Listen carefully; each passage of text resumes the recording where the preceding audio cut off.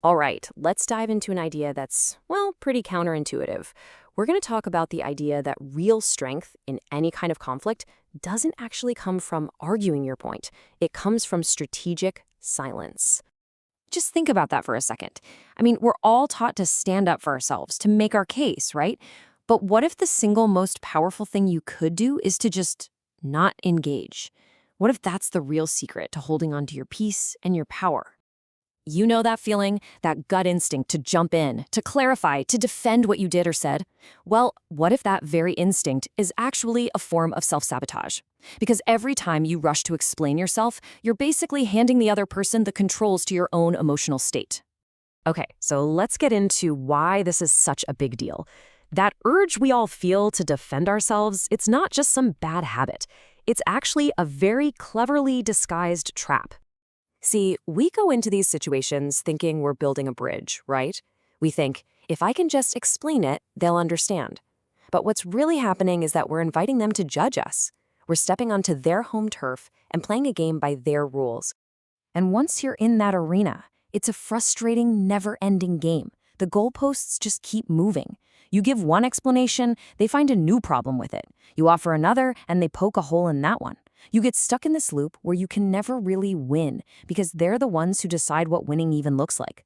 So, why? Why is explaining yourself such a massive giveaway of your own power? Well, it really boils down to psychology, and specifically to our ego and its bottomless need for validation. Look, our intentions are usually pretty good. We genuinely want to bridge a gap, to find some common ground. But the harsh reality of the situation is that we're often just putting our insecurities on full display. We're basically showing them a roadmap to all our weak spots. And here's the real culprit, right here. It's our ego. Think of it like a hungry animal that absolutely cannot stand the idea that someone somewhere has the wrong idea about us. It craves a perfect image, and it will push us to fight tooth and nail to correct every little misunderstanding. And that little voice in your head, it's so convincing, isn't it? It frames staying quiet as being weak, as giving up.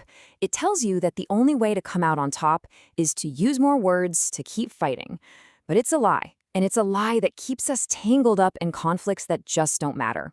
So if explaining is a trap, what's the alternative? What do we do instead?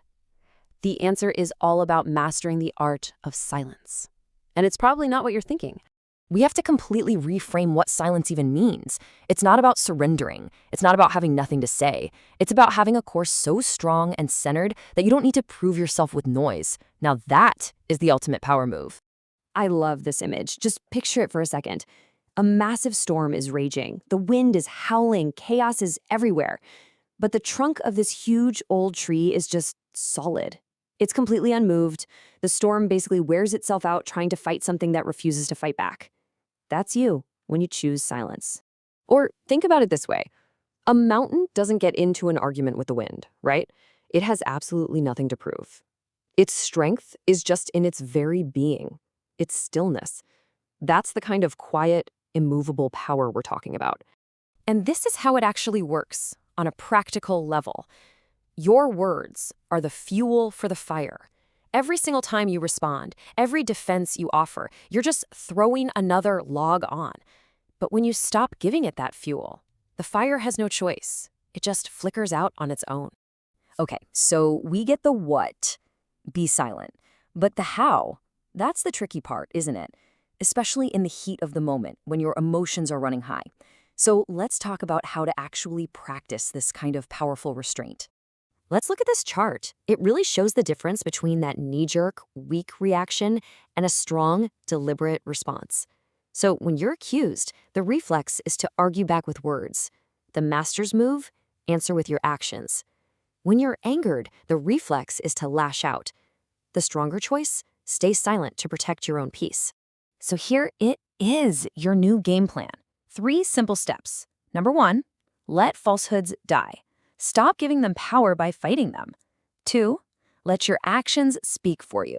Just live your life in a way that your character itself proves every lie wrong. And 3, trust in time.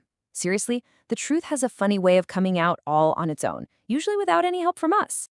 And this idea, it just turns everything we thought we knew about strength completely on its head. It's not about being aggressive. It's about resilience. It's about your ability to take a hit, to absorb pressure and accusations, and still remain centered. That is what real power looks like. So where does all this lead? It leads to a really profound shift in what we're actually aiming for in a conflict. We have to completely change our definition of winning, because the real goal isn't being right, it's being at peace. And this is all about detachment. Now let's be super clear. This isn't about being a coward. Running away from a fight is based on fear. Detachment is based on strength.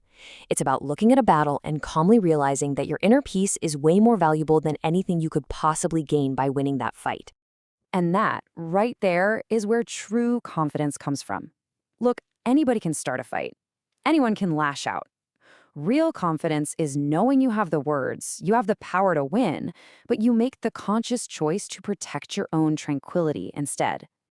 So when it comes right down to it, you have to ask yourself this one simple question. In pretty much every argument you'll ever have, this is the real choice you're facing. And once you start seeing it that way, it gets a whole lot easier to know what to do.